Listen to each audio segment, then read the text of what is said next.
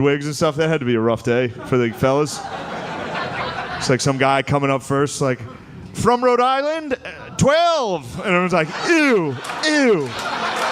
No, dude. I don't know. Why'd I have to go first on this one? It's like the hardest one to go first on. No, I'm just talking shit.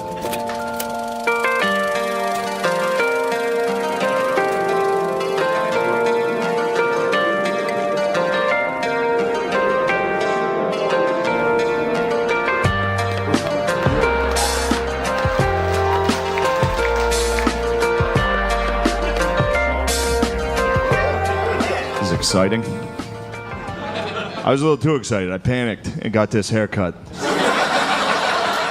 What an insane fuck up. My hair was fine. It was totally fine. And then 2 days ago, I was like, I gotta salvage this. It's crazy that I thought the hair, like my hair was. I was like, if I fix my hair, I'll look good. Like that was the final piece of the puzzle. For me. There's a Dominican barbershop by my house in New York. I think I'm the first white guy that's ever been in there. I was basically Christopher Columbus of this barbershop. And they fucked me up, dude. If you're white, don't get a Dominican haircut. You end up just looking more racist. It was nice, though. He kept trying to reassure me the whole time. He was like, no, man, your head's good. That's all he kept saying, your head's good. I was like, oh, thank you. Whatever. Fuck this haircut. How are you guys? Look, it's good. It's good. I'm happy. It's nice. Everybody's back inside, all that shit. I don't know. I liked COVID. I had a nice time. I live in New York, so I left. I went back to my parents' house because I have white privilege. Some people didn't get to leave the city. I did because of my privilege, and I used it. You gotta use it. You know what I mean? Doesn't it feel more disrespectful to waste it? You know? What? Then we're all just being racist for nothing? All right. But no, it's good. I went home. My parents, I haven't lived with them in over 10 years. They got old. They're old as fuck. They have milk, though. I'm back on milk. I've been fucking crushing milk lately. I got fucking milk fat this year. It's a weird time in life to have a milk renaissance. I was 33. But it was nice. I think my favorite part of the year was I got to watch my dad watch the news. It was a rough year for my dad and the news. He's a Fox News guy. Yeah, it's fine. Also, I see you guys. Most of you have Fox News dads. How dare you deny your fathers? That's a good dad. I don't watch Fox, but that's a good Fox News mom? That's bad. You don't want a Fox News mom. That's a bad mom. She smokes in the house. But a Fox News dad, that's a good fucking dad. Can you imagine if you had a fucking MSNBC dad? Just some guy every night at dinner like, we need to start focusing on renewable energy. It's like, ew, dude, I didn't know dad was gay. Talking to me about solar panels like a fucking lady. He might have had her straight as hell, dude. We fucking hate the environment. That's how straight we are. All we talk about is eating pussy and fracking. We hate nature. We go fishing, we don't even eat fish, dude. We just catch them and fucking... No, he's good. He likes Fox. He watches Fox. He watches it every night. Like every Fox News dad, my dad watches Fox every night until he can't. That's how long they watch. They watch every night until they get so angry they have to go to bed. My dad will watch for like 2 hours, and then out of nowhere, he'll just stand up and be like, fucking Mr. Potato Head's trans? I'm going to bed. This world's going to hell. He's all about it, dude. He loves it. Like every Fox News dad, my dad watches Fox with one goal. He's just trying to get one fact. That's all he's doing. He's sitting there, he's trying to retain one piece of information that he can then relay to whoever's unlucky enough to enter the living room while he's watching. And you'd think it'd be easy to get one fact, but every once in a while there's like a commercial for like a commemorative 9/11 gold coin. It just fucking wipes their hard drive. What was I watching? I gotta get one of those. I gotta get my hands on one of those patriotic coins.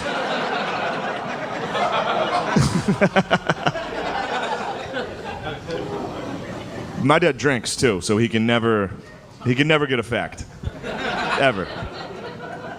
You'll come in the living room. He's hammered watching the news every night, which is the wildest way to take in world politics. Like just hammered in a recliner, like. Whoa. It's like footage of rocket attacks in Israel. He's like, whoa. What the hell are they doing over there?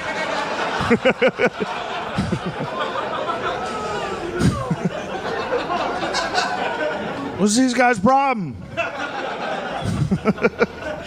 But he can never get a fact. Like he tries. He uses Fox News as like a PowerPoint for what he's trying to say. Like everyone, like we'll be eating dinner and like Hannity will be saying something. He's like, see, that's what I meant. Look at that. That's me talking. I can't say it that good. He can never get a fact. He'll walk in the living room. He's been watching the news for 3 hours. You'll be like, all right, what's going on in the world? He's like, you want to know? I'll tell you.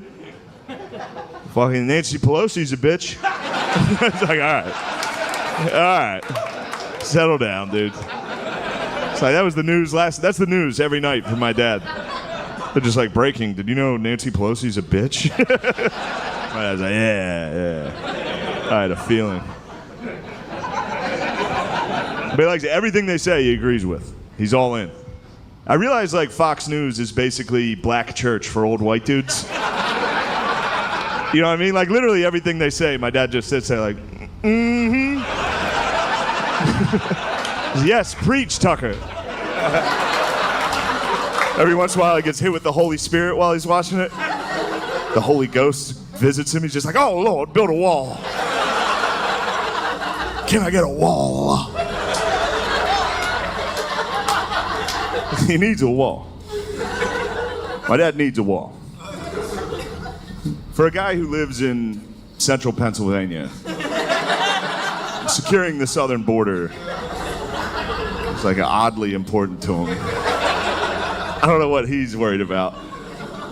Like he's gonna lose his job? You know? Like some guy from Honduras is gonna walk the whole way to Pennsylvania, just slam a resume down on my dad's boss's desk. So you're here for the sales position? Say that. Say quiet on. Also, I was just at the border of Arizona and Mexico. There's a wall. I had no idea. I got down there, I saw the wall. I was like, holy shit, he built it? They were like, no, it's been here. It's been here for like a century. I was like, well, you gotta tell my dad. I'm fucking him up. He gets fired up every night. It's a crazy way to go to bed. Every night, just with his apnea mask on, fucking every night, just fucking caravan. Dude, you walk into the living room in my house right now, my dad, he'd hit you like, southern border's a mess right now. It's crazy. But I make fun of him for it, and then I do the exact same thing, just with my phone. Every night, I just look at my phone until I can't. I'm like, fucking Mr. Potato Head? That's it, every day. I just get on, read opinions from people I know are dumb. Like in person, I know they're dumb. I've talked to them. And I'm still reading their Twitter, their political opinions. It's great, and my Twitter's crazy. It's half where I'm from, which is the middle of Pennsylvania, so it's white trash. And then half, now I live in New York. So it's crazy. Like, I still have uncles. They all just got Twitter. They're all fucking fired up. They're having fun, dude. They all have like 0 followers. They just tweet into the void. They love it, dude. They do it for the love of the game. They're like, Panera was good today. Just onto a server that'll outlast civilization. And then now all my new friends are literally communists from Brooklyn. So it's wild, dude. My social, like, I'll get on Twitter, and the first tweet I see will be someone from back home that's just like, fucking Colin Kaepernick better stand up. Like this tweet if you support the police. Share it if you're not gay. All right, I'm fucking share. I'll share that. And then the next post is just one of my new woke white friends that's just like, I'm not racist. That's it. Every day for the last year, just a different white person popping up. Like, look at me.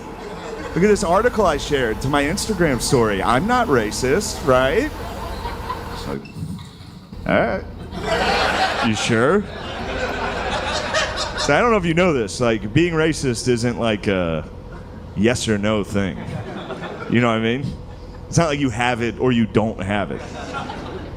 Like, being racist is more, it's like being hungry. You know? It's like, yeah, you're not right now. You know? It's like, yeah, you're not hungry right now, but a cheeseburger could cut you off on the highway.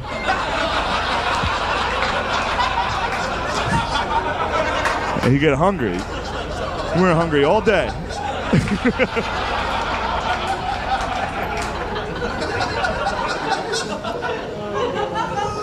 The cheeseburger's Jewish in that joke. No, I'm kidding. The cheeseburger is whatever type of cheeseburger you thought it was in your racist heart.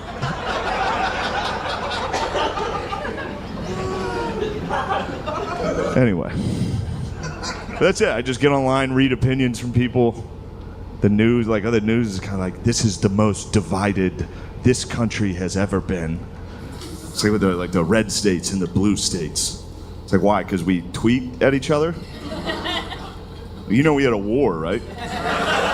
You know this country had a civil war? That was pretty divided. Like, at least nowadays we're communicating with each other.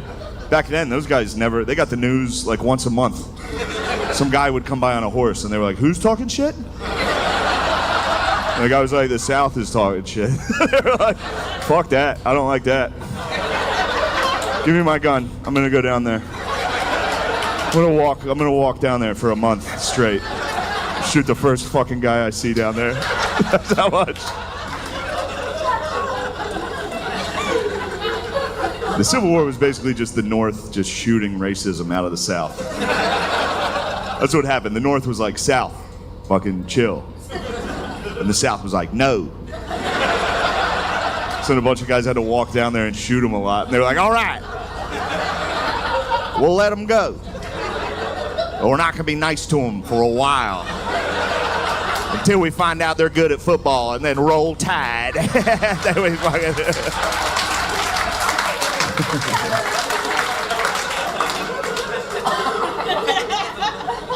Hey, roll damn tide. I don't like Alabama football. I just watched this documentary on Alabama football. It's great. It's about, well, it's not. I don't know if you should say it's great, but it's about Alabama football. It's about when they desegregated their football team. So up until this point, Alabama football was just white. All right. And everybody down there was pumped on that. They would pack the stadium. Everyone would be like, look at all those whites running around, catching it. And look, I'm not knocking them too hard because I still have a little bit of that in me. You know, like if a white guy catches the ball on Sunday, I'm like, oh shit, go, go, go, go, go, go. Ah, they got him. They got him. It's a tough run, a smart run. Heads up run there. But no, they took it too far. And so the documentary focuses on that. It focuses on Bear Bryant. Bear Bryant, legendary head coach. He was the head coach that brought the first black players onto the team. So the whole documentary is like celebrating Bear Bryant. They're like, fucking way to go, Bear. You did it. What a hero. And then you find out it was 1971. You're like, oh, well, a little late for high fives on this one, fellas. Holy shit, 71? Like we had been to the moon. There were literally people on the moon before Alabama had black guys in their secondary. Does anyone understand? There were white corners. White cornerbacks. You understand how preposterous that is? Some of you are too young to have ever even seen a white corner. They're extinct. They don't exist. There's 2 left at the San Diego Zoo, and they won't reproduce. You'll never see a white corner. But that's what happened. It wasn't like the reason they desegregated the team. That's what the documentary focuses on, which is great because it wasn't like, oh hey fellas, it's 1971. Maybe we should get with the times. What happened was Alabama scheduled USC, Southern Cal. Alabama was confident. They're like, oh, white boys are, we'll take on anybody. And then USC came down to Alabama with a bunch of black dudes from LA and just beat the fuck out of Alabama. And then after the game, Bear Bryant gave like a speech and he was like, hey y'all, come on. That was it. That's all it took. Everybody down there was like, yeah, we get it. We'll be less racist. If it means we can win. What? That's what it is. Like as big as racism is in America, football.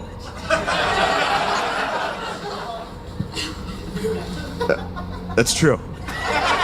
That's true. Look, there's a Disney movie, Remember the Titans, dedicated to what I just told you. The whole point of that, dude, that was one high school football season. Remember the Titans was like, it was 8 weeks. You know, that whole town went from like centuries of like, don't let them in our school, to just like, oh shit, the high school team's 4-0?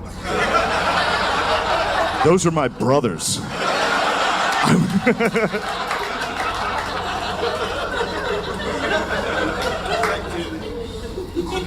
All right, I'll get off the topic. The point I'm trying to make is if you want to get rights in America, you just got to put together a good football team. You know what I mean? Like if the transgenders got together and put together just a fucking hard-nosed, run it down your throat ball club. If the trans just 3 yards in a cloud of dust of transgenders. If the trans community could just somehow upset Alabama, everybody down there tomorrow would be like, those are some tough bitches, actually.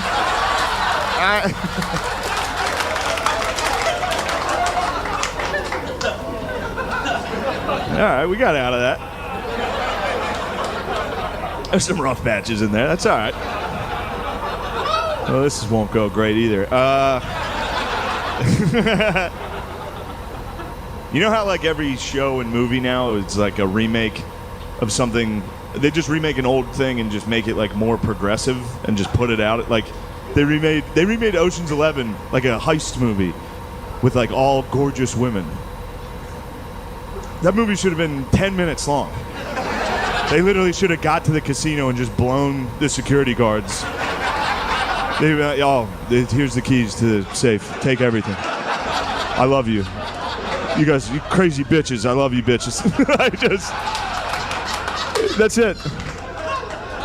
That's all they make. They either make that or they make slavery movies every year. Those are for no one. I have black friends. I was like, dude, you guys like these? They're like, no, we thought these were for you. It's like, no. We all hate those. Stop making them. It's uncomfortable. Civil rights movies are good though. I like Judas and the Black Messiah was sick. Remember the Titans is great. Hidden Figures was good. The movie about the black ladies at NASA, or as my dad likes to call it, Medea Goes to the Moon.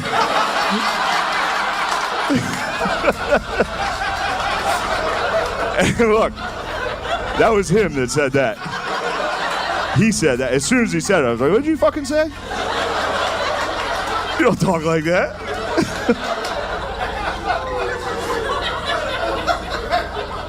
So every movie just remade is more progressive. I just think it'd be funny if like the right started remaking. You know what I mean? If they just start like conservatives, like there's a new Scooby-Doo coming out. And it'd be funny if like the right remade it. It's just like Scooby and the gang going around ripping the wigs off of transgender people. It's like, that's not a woman. Just, some guy would have got away with it. We solved the case of the Starbucks ghoul.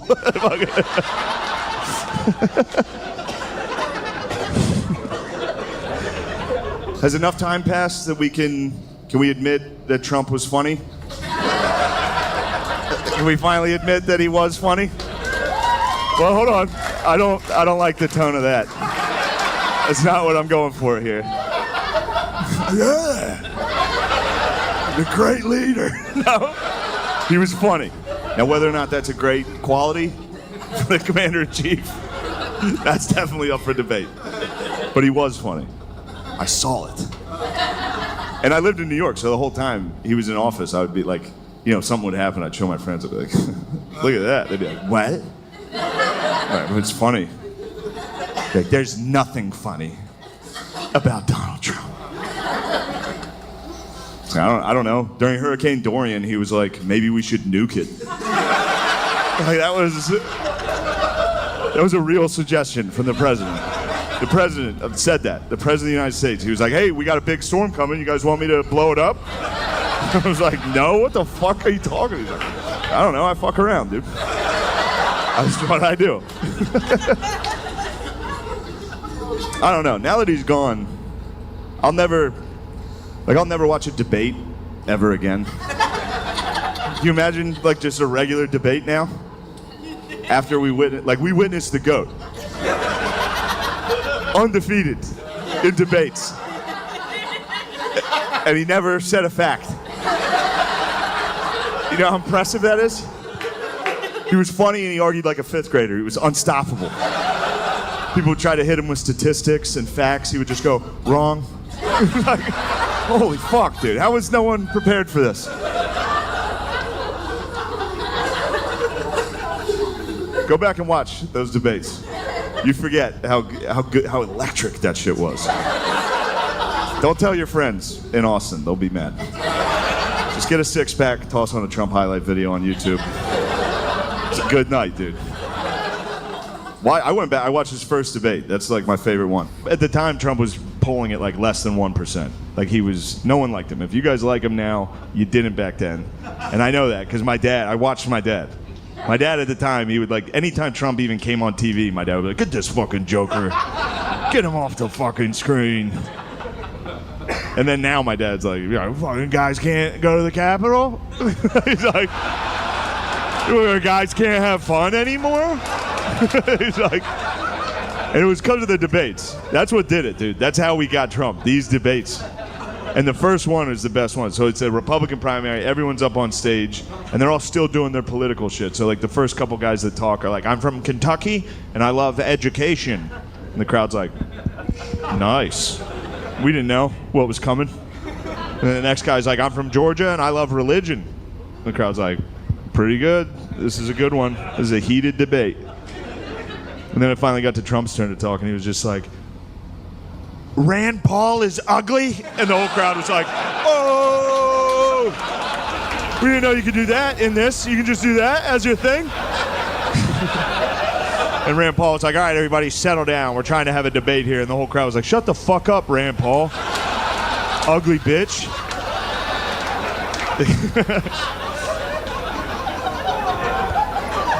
And we just kept throwing dorks up on stage to make them debate Trump.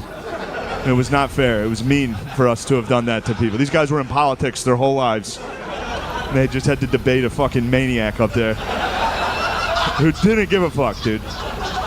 And I hate to, it was fun to cheer for him in the debates. It was fun to cheer for him in the debates because he was going up against guys that have been in politics for like 40 years, and then he showed up to the event like, oh, fuck it, what are we talking about? Like, it was like, he had no clue. Every week he had no fucking idea. There's one debate he's like in the middle of it going back and forth about the economy with Ted Cruz. They're literally talking about the economy, and in the middle of it he's just like, Ted's wife, ugly as a dog. Like, dude. Holy shit, dude. And Ted was like, I'm from Texas. You don't talk about a man's family like that. You've got a dog wife, Ted. It was like, everyone knows.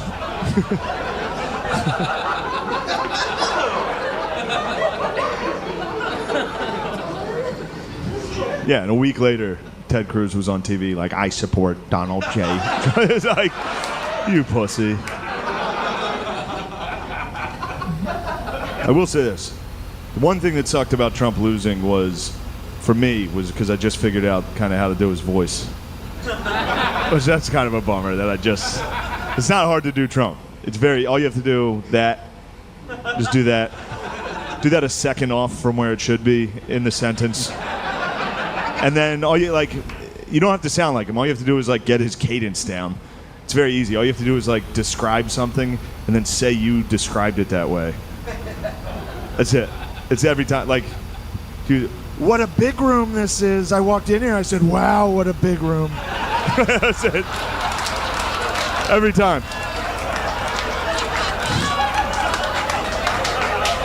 Austin. A lot of homeless. I walked in here, I said, wow, that's a lot of homeless. You guys got it. You got a lot of homeless.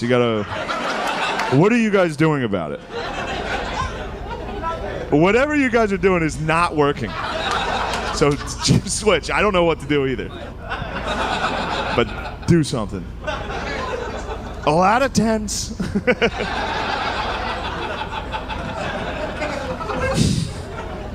Why? It's been making me laugh thinking about Trump, like, not understanding why people are homeless. I walked out, I saw him, I said, why? Living in tents, I could never, these guys. But I will say this about Trump. I don't want you guys to I don't want to turn this into a rally. I don't want you to. I will say this, and don't freak out. Just listen. I think it's fair to say that of all the presidents we've had, I think it's fair to say that Trump would have been the funniest one to see get shot.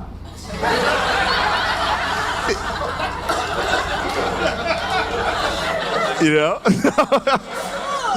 Yeah, dude, the Patriots got fired up on that, dude. I was having fun at this show.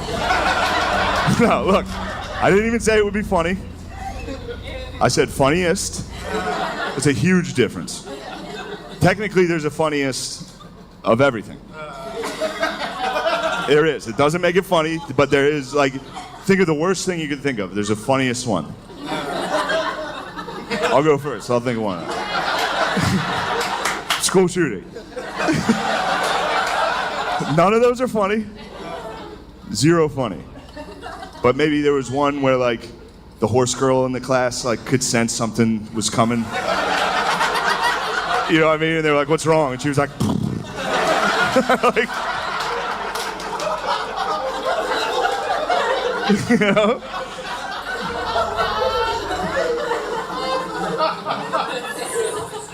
But back to what I was saying about, what I said was true. If you had to rank them from least funny to funniest assassination, easy number one.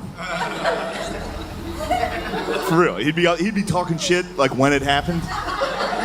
He'd be doing like a rally. He'd be like, my opponent's gay. I walked in, I saw him, I said, wow, this guy's gay. The shooter would be coming out and be like, sit down. You're gay. You're gay. Get hit, he'd definitely make a funny noise into the, like he'd get hit, be like, ah, and fall. He'd fall funny.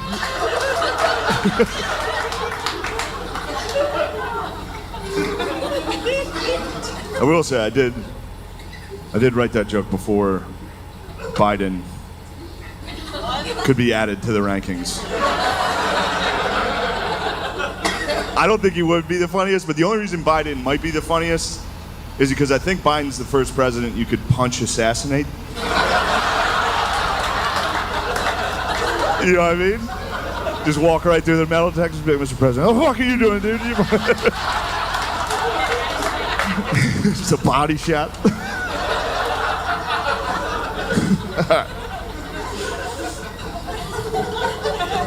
I'd add that joke. My dad. So you can't be talking about killing presidents? I'm like, what about Biden? He's like, yeah. My dad's, he's a good guy. He's an alcoholic.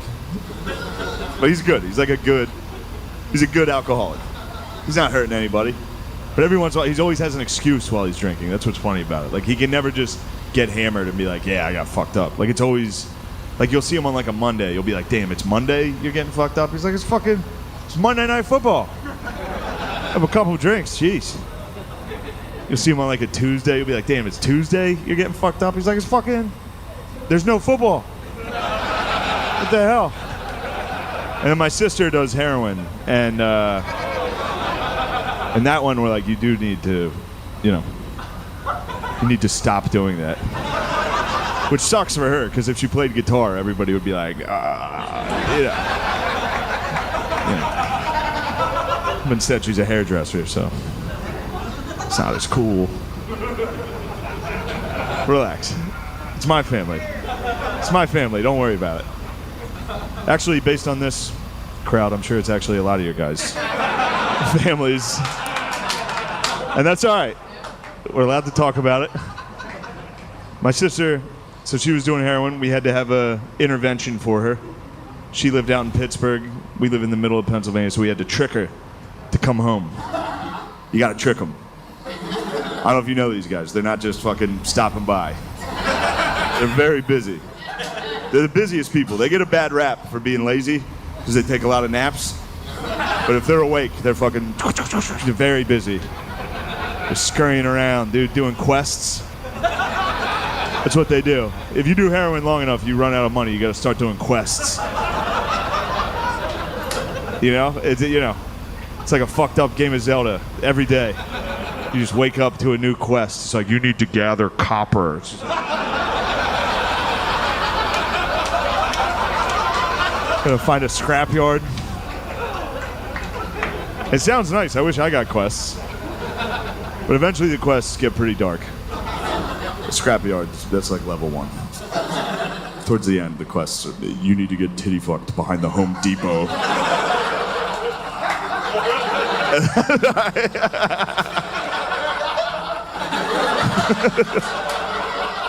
That's when it's time for a change. So we had to come up with a plan to trick her to come home for the intervention. The plan we came up with was we told her that we had won tickets to go to Six Flags. And it worked. She called back. She was like, all right, I'll be there. She got on the first bus. It's like a 7-hour bus ride. It's nothing to them, dude. Nothing. If you take heroin, every bus is a bullet train. It's a 5-minute ride, tops. Anyway, so the plan was pick my sister up from the bus stop, not take her to Six Flags, take her to a hotel where we're going to have an intervention. I didn't want to start the intervention with like a lack of trust, so I took her to Six Flags the day of her intervention. That day, she and I went to Six Flags together, and I thought that was a nice gesture, but it turns out intervention is supposed to be rock bottom. You know what I mean? Like, intervention's supposed to be the worst day of your life. Not like you're tired from easily the best day. She took heroin and rode roller coasters. It was impossible. We sat her down, we're like, you better fucking change your life. She's like, oh, I'm going back tomorrow. We're like, no. And I was with her. She was fucked up. If you know anyone from Pittsburgh, you know what she was wearing. She was wearing a Steelers jersey and pajama pants. Steelers pajama pants. She dusted off her finest Heinz Ward for the occasion. So we get in there. There's a water park there. We didn't know. They added that. We haven't been there since we were kids. We get in there. There's one of those water slides. It's just like a fucking straight drop. Like no sides on it, no raft, just by yourself. She looks at it. She's like, I want to go up on that one. I was like, yeah, all right, yeah, fuck it, you know? I knew she was going to rehab like that night. So I was like, yeah, go get this one in. You're about to have a rough couple months here. This is gonna be. Also, I figured they would stop her. She was wearing a Steelers jersey and pajama pants, trying to get on a water slide. All they did was make her take her fucking Crocs off. Her yellow Crocs. So she's climbing up this ladder. She gets to the top of this fucking giant water slide. And you know how like when it's your turn next on a water ride, you gotta like lay there in that water and like wait to go? She nodded off. She took a nap up at the top like a Dracula, laying in front of some high school lifeguard that's like, ma'am, it's your turn. He just sent her down, dude, asleep, just flying down this thing, dude. There's a ramp at the end. She hit her. We all got to watch her wake up in air. She did the whole fucking. Because you know, I don't know how that wasn't fucking rock bottom. It's like you woke up in air. Anyway, don't be sad about it. She's good. She did go to rehab. And that's good. Yeah, she's done. She stopped using it. She's sober. She's all good. She's 2 years clean. Yeah. It's good. She did get cancer though, so. And COVID. Cancer and COVID.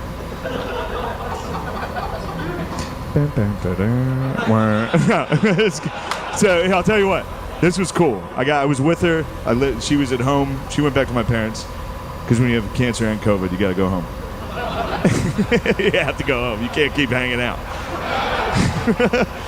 But no, I was with her. It was crazy. This year, she beat heroin, cancer, and COVID. It was like living with fucking Rocky. It was crazy, dude. Every week, my whole family was like, "Give up. You're never gonna win this." She was like, just kept winning. When she got COVID, I was like, "All right, you're definitely dead." She's like, "Hey, yo, COVID." So I ain't hear no bell. Just fucking just wailed on it, dude. Yeah, she's got a hell of a chin. Hell of a chin on my sister, and that's what better quality could you ask for in a human? Anyway, damn, dude. Fuck that music across the street, dude. That fucking bothers me. I'm an old man now. Turn it down. Turn it down. What is that, rap? Turn it off. I'm trying to talk about my sister doing heroin over here. This has been making me laugh. I've been thinking about, like, the first time, Jesus Christ.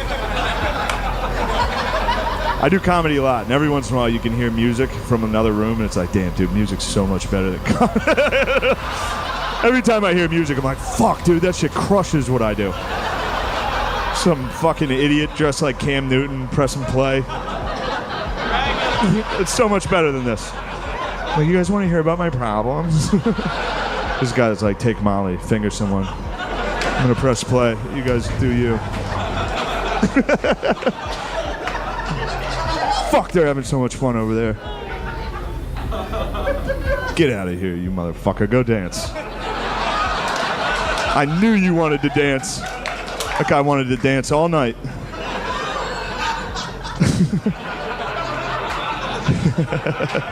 All right. I like my family. It's a good family. I had to go to my niece's 7th and 8th grade girls volleyball match recently. No, I'm kidding, dude. Shut up. Just relax. I don't want to fuck kids. But if you ever want to get out of something, that's all you have to do. Like if your friend, like, do you want to come to our son's t-ball game? Be like, what grade are the kids in? And then no matter what they say, go, oh. 4th? Yeah. No, I went to this fucking kids volleyball match. Can we knock it off with volleyball shorts on little kids? It's weird. It's gross, dude. Just get them gym shorts. That's all. That's all. No, dude, it's gross. Because then, it's just me and the other uncles up in the bleachers, kind of making eye contact with each other. Like, bro, are you seeing this?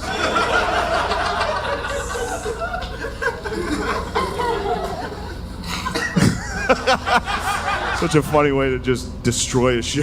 just right at the very end, be like, aren't kids hot? Yo, give it up for Trump. Aren't kids hot? No, I truly am serious about the gym shorts, though. It's weird. And so I got home from this fucking volleyball match. My roommate, his girlfriend played college volleyball. So I'm very excited to like shit on volleyball whenever I can. So I get in there and I was like, yo, volleyball is fucking, that's a weird culture. Get them fucking shorts. Get them gym shorts. The shorts they're wearing is gross. And she was like, no, we need those shorts for speed on the court. And I was like, I know that's not true. I watch the NBA. None of you are moving as fast as like a ref. And those guys are wearing like slacks, dress shoes for some reason. She was like, no, we need those shorts. The tight shorts, they're essential. She compared them to like a helmet in football. I was like, I know they're not essential because I Googled the Special Olympics volleyball team. All of a sudden, those shorts weren't so essential for them. What's that about? How baggy do you think they look like the fucking And1 mixtape out there? They look offensively baggy is how I would describe all of their attires.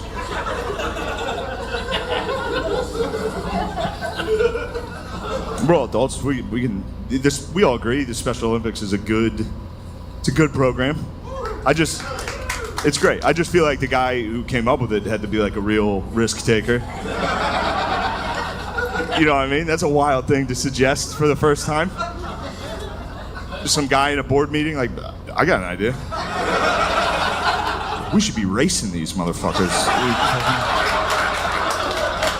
Like, what'd you say? Like, fucking town over said they had the fastest ones. So we settle it, I'm not making fun of the Olympians. The concept is wild. It's a wild, like if your best friend invented the Special Olympics and told you about it first, you'd be like, don't ever tell anybody that. Who the fuck are we gonna tell that to? What are you doing? Pole vault?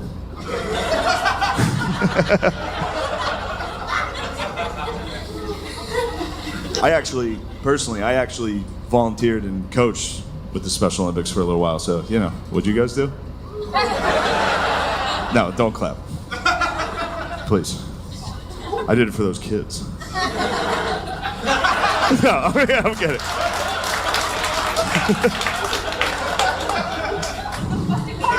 No. I look like this, so. Me coaching the Special Olympics, I was like a fucking double agent. No one knew whose side I was on, dude. Player, chaperone, no one knew.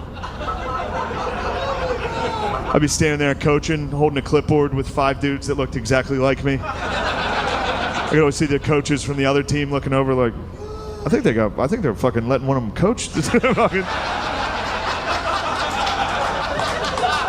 Yeah. No, I did coach the Special Olympics for a little while, and it's fun. That's another thing you're allowed to talk about. It's happy. Everyone there is sportsmanship. It is funny. Don't let anyone tell you it's not funny, dude. I was there. Everyone there is laughing. It's fun. I coached basketball. Kids would catch the ball, just fucking launch it into the bleachers. People would be like, "What the fuck are you doing out there?" They're like, "I don't know." My whole team ruled. Every dude on my team they were the funniest. They were bros. They were bros, dude. My whole team loved 2 things. They loved tits. They do. I don't know if you know these guys, dude. They fucking love the ladies. They love the ladies, and they love John Cena. That's it. That was the news every day. We'd be in the huddle. They'd be like, "There's a lot of ladies here tonight." I was like, "Ooh, yeah." They'd be like, "What do you think John Cena's up to?" Oh, you're gonna have to get way worse before you meet him.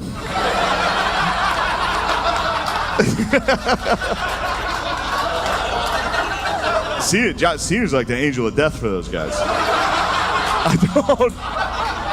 I told my guys, I was like, "You see Cena coming, you get the fuck out of there." He's taking souls with him.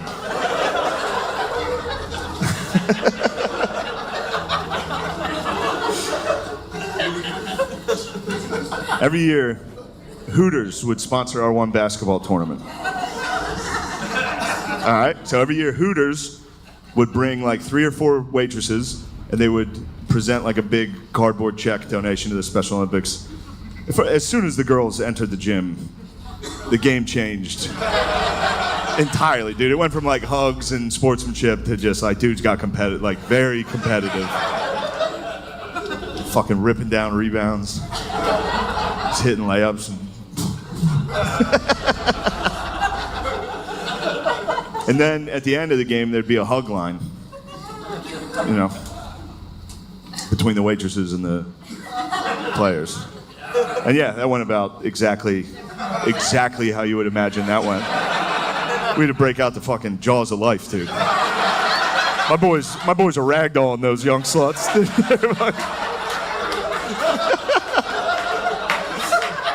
And I'm not knocking the players. They were totally in the right. The girls were hot. The waitresses, like every year, I would sneak into the hug line myself.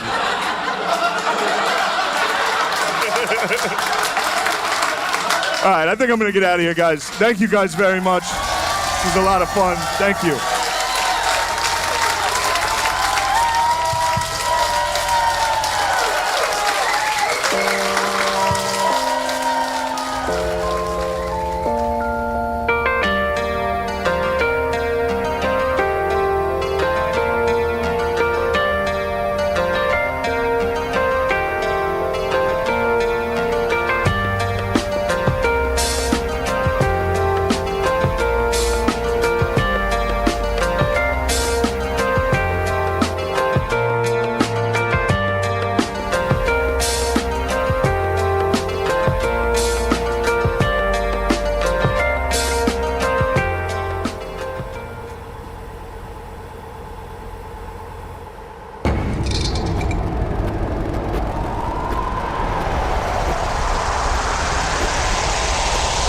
Meet Austin, a 28-year-old man that still works at a pizza shop. But sadly, today's altercation wasn't just with Austin, because we also got into it with his family, especially his father. You see, Austin's dad is a pillar in the community, and he wasn't too pleased with the fact that we caught his son sending them glizzy pics to places that they shouldn't go.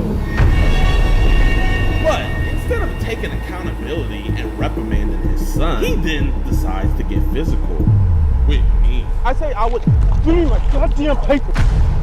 Be sure to sit back, relax, and enjoy today's very drama-felt telenovela episode of EDP Watch.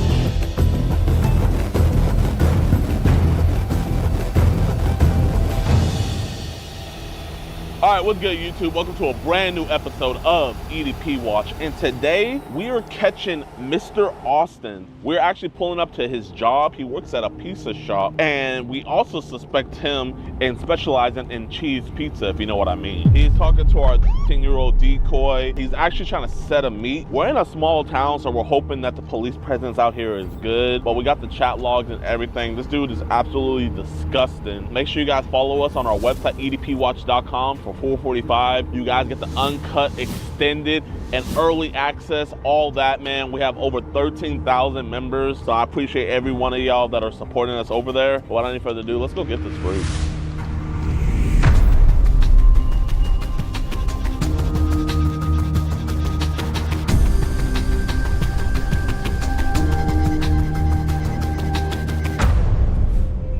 Hey, is Austin working today? I got a package for him. Austin? Yeah. He's not working today? No. Jeffrey doesn't work until this weekend. You know, I can find him to drop this off at, because I got a bunch of others to drop off today. Oh, he got served. He was actually just here because they got his car. I mean, we can hold on to it for you. Yeah. No. I like I said, I don't know what's in it. I just gotta drop it off. By any chance, you know, you guys don't gotta give me his number, but y'all think y'all can call him real quick? I don't know how close y'all are to him. I can call him. Oh, I appreciate that. There is somebody up here looking for you. He's got a package for you. Hey, Austin, how you doing, my man? I got this package here for you, man. I don't know what it is. All I know is that you just gotta sign for it. I mean, I don't know if you would want me to meet you at your place. It's just a yellow envelope. All right, my man. I'm gonna come drop this off to you. I'm already off a schedule. Sorry for bothering you, big dog. Y'all be safe. Hey, I'm coming back here. This piece smells good. 26 minutes out. Sounds like he's with his dad, so that's good.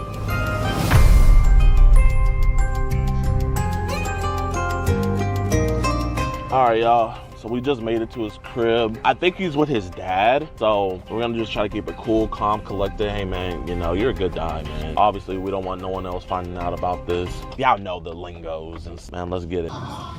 That had to be like the powdered wigs and stuff. That had to be a rough day for the fellas. It's like some guy coming up first, like, from Rhode Island, 12. And everyone's like, ew. No, dude.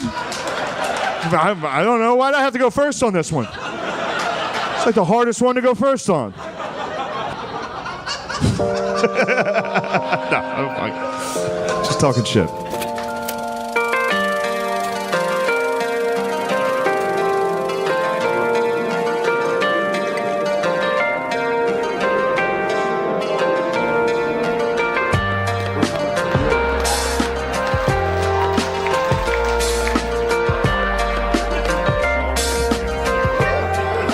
Exciting. I was a little too excited. I panicked and got this haircut. What an insane fuck up. My hair was fine. It was totally fine. And then 2 days ago, I was like, I gotta salvage this. It's crazy that I thought the hair, like my hair was. I was like, if I fix my hair, I'll look good. Like that was the final piece of the puzzle. For me. There's a Dominican barbershop by my house in New York. I think I'm the first white guy that's ever been in there. I was basically Christopher Columbus of this barbershop. And they fucked me up, dude. If you're white, don't get a Dominican haircut. You end up just looking more racist. It was nice though. He kept trying to reassure me the whole time. He was like, "No man, your head's good." That's all he kept saying. Your head's good. I was like, "Oh, thank you." Whatever. Fuck this haircut. How are you guys? Look, it's good. It's good. I'm happy. It's nice. Everybody's back inside. All that shit. I don't know. I liked COVID. I had a nice time. I live in New York, so I left. I went back to my parents' house. Because I have white privilege. Some people didn't get to leave the city. I did. Because of my privilege. And I used it. You gotta use it. You know what I mean? Doesn't it feel more disrespectful to waste it? You know? What? Then we're all just being racist for nothing? All right. But no, it's good. I went home. My parents, I haven't lived with them in over 10 years. They got old. They're old as fuck. They have milk, though. I'm back on milk. I've been fucking crushing milk lately. I got fucking milk fat this year. It's a weird time in life to have a milk renaissance. I was 33. But it was nice. I think my favorite part of the year was I got to watch my dad watch the news. It was a rough year for my dad and the news. He's a Fox News guy. Yeah, it's fine. Also, I see you guys. Most of you have Fox News dads. How dare you deny your fathers? That's a good dad. I don't watch Fox, but that's a good Fox News mom? That's bad. You don't want a Fox News mom. That's a bad mom. She smokes in the house. But a Fox News dad, that's a good fucking dad. Can you imagine if you had a fucking MSNBC dad? Just some guy every night at dinner like, we need to start focusing on renewable energy. It's like, ew, dude, I didn't know dad was gay. Talking to me about solar panels like a fucking lady. He might have her straight as hell, dude. We fucking hate the environment. That's how straight we are. All we talk about is eating pussy and fracking. We hate nature. We go fishing. We don't even eat fish, dude. We just catch them and fucking... No, he's good. He likes Fox. He watches Fox. He watches it every night. Like every Fox News dad, my dad watches Fox every night until he can't. That's how long they watch. They watch every night until they get so angry they have to go to bed. My dad will watch for like 2 hours, and then out of nowhere he'll just stand up and be like, fucking Mr. Potato Head's trans? I'm going to bed. This world's going to hell. He's all about it, dude. He loves it. Like every Fox News dad, my dad watches Fox with one goal. He's just trying to get one fact. That's all he's doing. He's sitting there, he's trying to retain one piece of information that he can then relay to whoever's unlucky enough to enter the living room while he's watching. And you'd think it'd be easy to get one fact, but every once in a while there's like a commercial for like a commemorative 9/11 gold coin. It just fucking wipes their hard drive. What was I watching? I gotta get one of those. I gotta get my hands on one of those patriotic coins.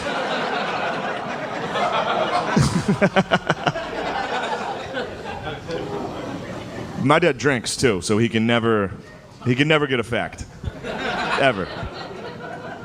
You'll come in the living room. He's hammered watching the news every night, which is the wildest way to take in world politics. Like just hammered in a recliner, like whoa. It's like footage of rocket attacks in Israel. He's like, whoa. What the hell are they doing over there?